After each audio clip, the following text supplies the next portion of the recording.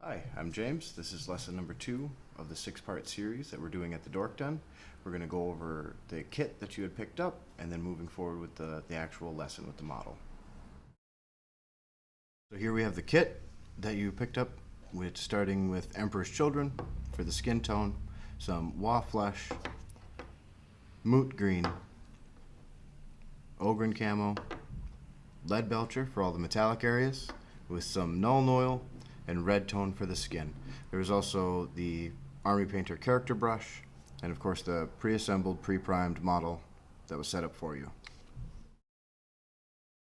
As far as additional equipment that you would need to start painting, it's very simple. A cup of water to rinse out your brushes, some paper towel or tissue to control the amount of paint that you have in your brush, and then a palette to control your consistency and mixing colors and all of that. I'm using a wet palette here.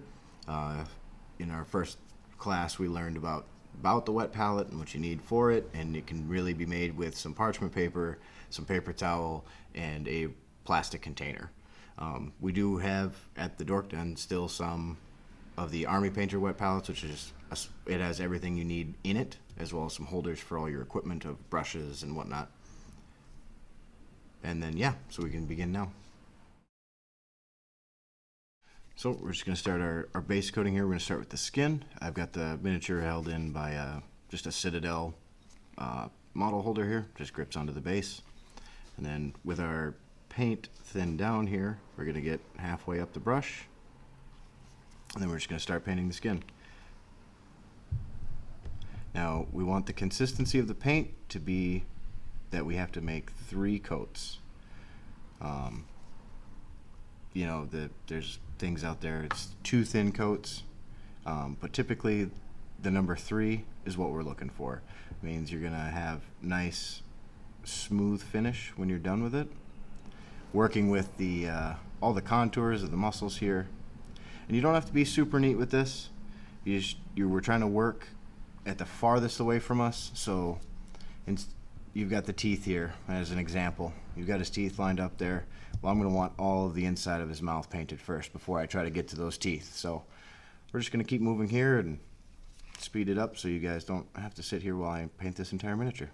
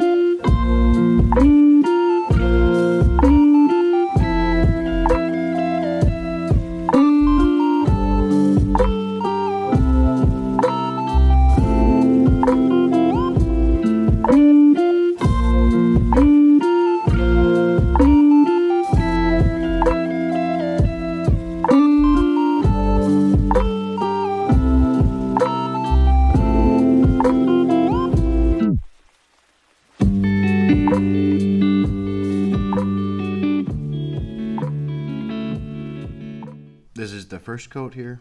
As we're going through, you're going to see that you're not getting full coat coverage. You're seeing the primer underneath. You see the variable tones in there, and that's okay because it'll all have one smooth solid finish when I get the other 2 coats put on here off camera, because this is what you want to see. You want to see the variable tones, because then you know your paint is thin enough. You don't want to put it on super thick. You're going to lose detail. Normally when you're in class we would have work time now, but I'll do this off camera and you can pause the video and catch up, and I'll see you here in a minute. Welcome back, guys. We've got our 3 coats on. It's looking very smooth and finished. So we're going to go into the metallic areas, which as a part of the paint kit that you received. So we'll take this Leadbelcher, which is a really dark metallic, and we're just going to apply it everywhere that there is metal, like on the dagger here. And you're just going to literally coat the whole thing. Again, it might take 2 or 3 coats. The metallic paint is a little bit thicker than the normal pigment paint, but I would always say to at least do 2 coats for any kind of paint that you apply to the model. And here we're going to want to be a little bit more careful around the hands so we don't get any paint where we don't want it. And then we'll speed this up here so it won't take very long. Catch you in a second.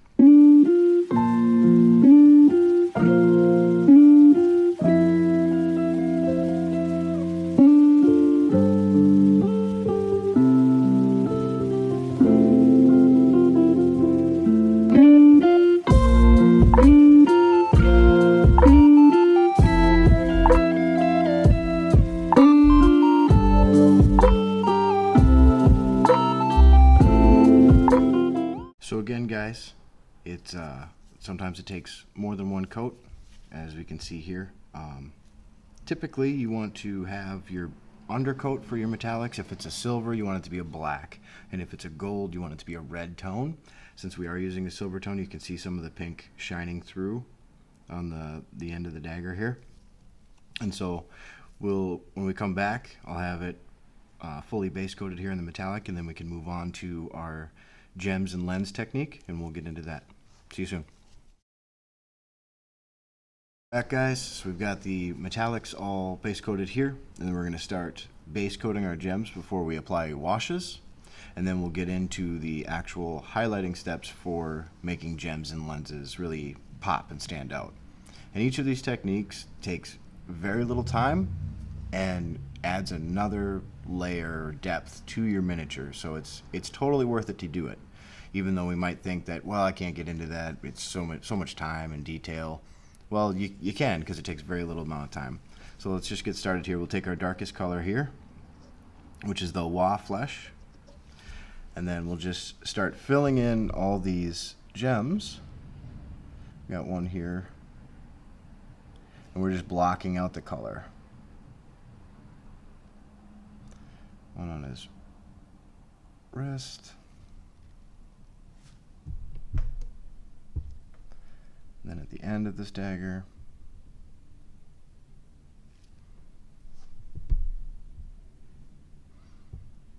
And then on the pommel here.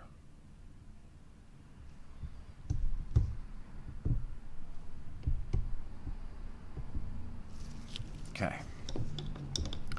So we'll give that a second to dry, and then we'll start with the wash, and then we'll actually wash the whole model with one of the 2 different washes. So I'll be right back. Welcome back, guys. So now we're going to apply our wash, and this will be the dark tone, or the Nuln Oil, the black wash. And we're just going to get some here, dab a little bit onto the paper towel so that we can control how much we have, especially going around the gems. We're just going to darken up the whole area and let it flow into those recesses.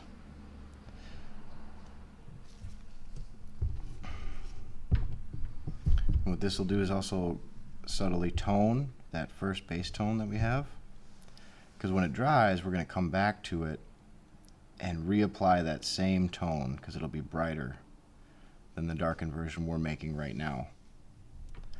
So we're just going to continue on applying this wash throughout all this metallic, and continue on with all the other metallic areas on the model.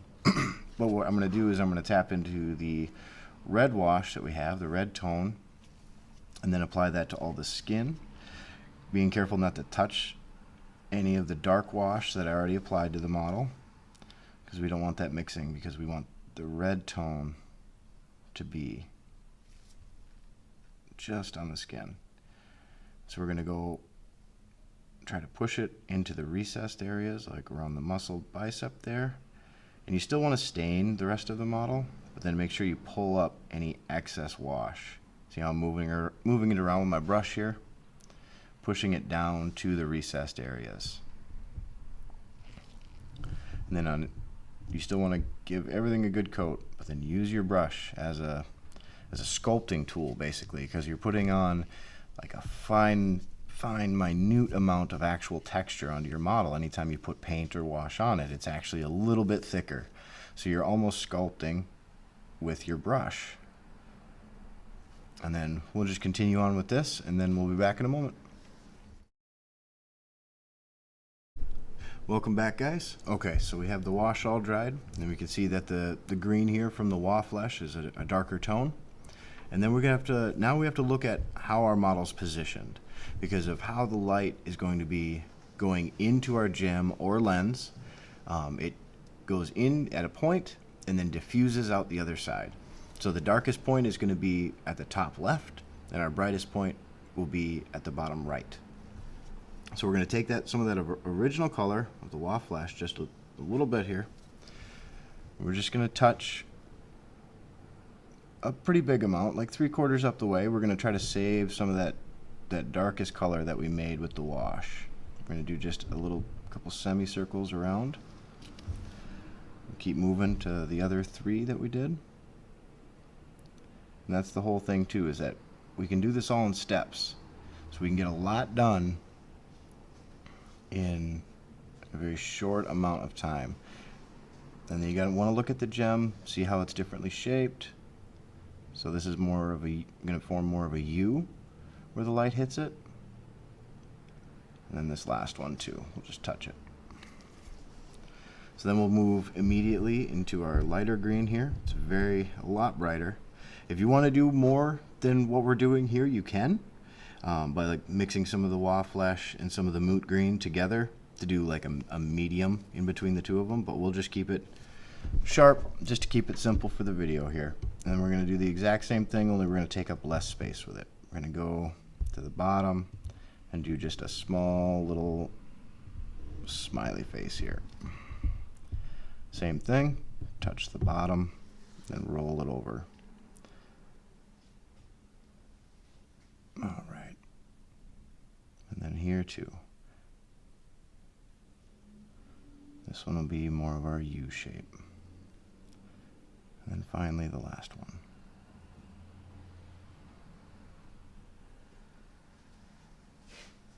There we go. And then we're just going to immediately dip into our brightest color. It's more of a yellow, but still with the green. And this is we're gonna go in and we're gonna take up less space. We're just gonna highlight it. Very little, just a touch. And of course we have the U on this one. And finally our last one here. And there we go. So it takes very little time. Look, we got that whole side done in what? A couple of seconds, less than a minute. And it really adds a lot of depth to it. Now, final touch for it is in that darkest spot, we had a point of light. So we take white and just a tiny bit onto the tip of the brush. Very, very little paint in the brush. And we're going to touch just the top darkest corner. Just a touch for that spot of light. One more there. And then one here. And it looks more like that's on the side, but that's because it's angled. So the light's coming down. So the light's coming down, hitting it, diffusing out through the gem. And then we'll do the last one up here. So then we can see all of it there.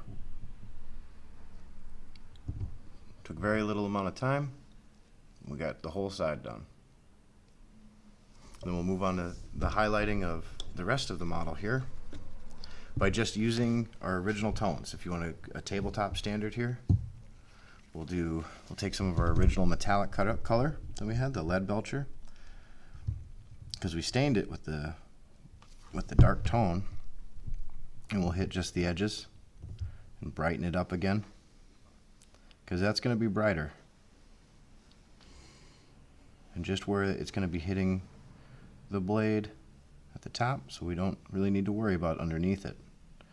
And then maybe the raised edge here, just a couple little touches.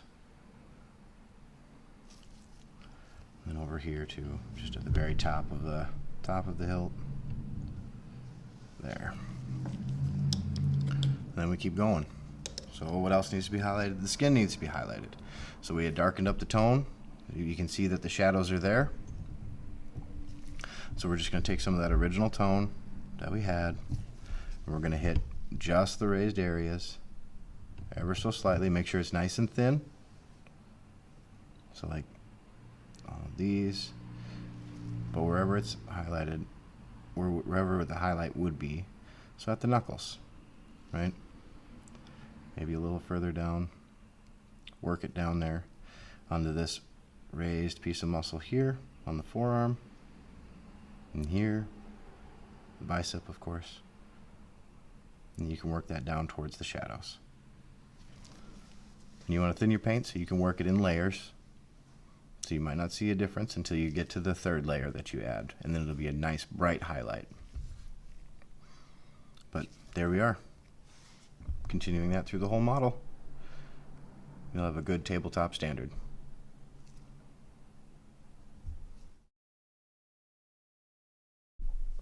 Well guys, thanks for participating in the class. Sorry we couldn't be together for this class. If you're viewing this and you didn't get a kit, you can get a kit at the Dork Den, as well as other painting supplies and miniatures as well. You can check out my commission work at Instagram and Twitch, and you guys have a great day and be safe.